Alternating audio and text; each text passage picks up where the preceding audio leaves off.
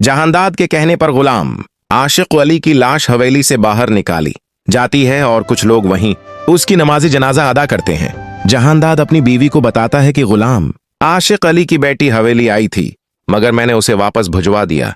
ये सब लाजो उम्मा सुन लेती हैं और फौरन खुर्शीद के पास जाकर बताती हैं कि तुम्हारी बेटी हवेली आई थी और आशिक अली भी इंतकाल कर गए हैं, मगर जहांदाद ने उसे भगा दिया। ये सुनकर खुर्शीद गुस्से से भर जाती है और फौरन जहांदाद के पास जाकर उसका गरीबान पकड़ लेती है और कहती है, तुम भाई नहीं बल्कि एक दरंदा हो। तुमने पहले मेरे मासूम शौहर और बेटी को मुझसे जदा किया और अब तुमने मुझे अपने शौहर को दफनाने तक की जगह नहीं दी। तुमने मेरी जिंदगी तबाह कर दी। इसी दौरान बादशाह वहां आता है और ये सब देखकर हैरान रह जाता है। वो अपनी खाला को संभालता है और पूछता है कि आखिर क्या हुआ है। खुर्शीद उसे सब कुछ बता देती है। ये सब सुनकर बादशाह भी अपने बाप से नफरत करने लगता है। खुर्शीद वादा करती है कि वो अपनी बेटी को वापस लेकर आएगी। वो गुलाम को बुलाती है और कहती है कि लड़की को लेकर फौरन हवेली आओ।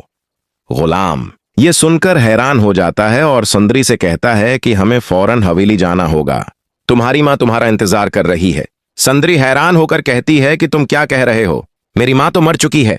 गुलाम कहता है कि मुझे नहीं मालूम, लेकिन बादशाह ने यही कहा है कि तुम्हारी माँ तुम्हारा इंतजार कर रही है। गुलाम फौरन सनुद्री को लेकर हवेली रवाना हो जाता है। जैसे ही वो हवेली पहुंचते हैं, बादशाह की नजर सुंदरी पर पड़ती है और वो उसे देखकर अपने होश खो बैठता है। खुर्शीद फौरन सुंदरी को गले लगा लेती है और कहती है, बेटी मैं तुम्हारी माँ हूं, जहांदाद ने हमें जदा किया था।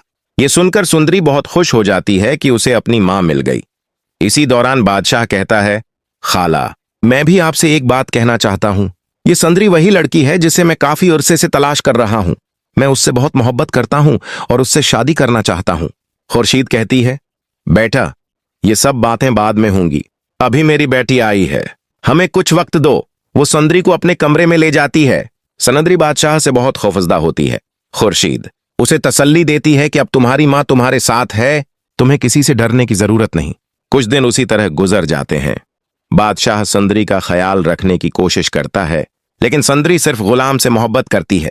जब बादशाह को इस बात का पता चलता है तो वो उनकी जिंदगियों में जहर घोल देता है। गुलाम पहली बार सुंदरी के लिए बादशाह के सामने खड़ा हो जाता है और यहीं से इन दोनों के दरमियान दुश्मनी शुरू हो जाती है।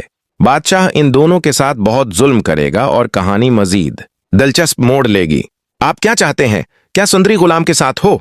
कमेंट्स में जरूर बताएं। अगर आपको वीडियो पसंद आए तो लाइक करें और चैनल को सब्सक्राइब करना ना भूलें।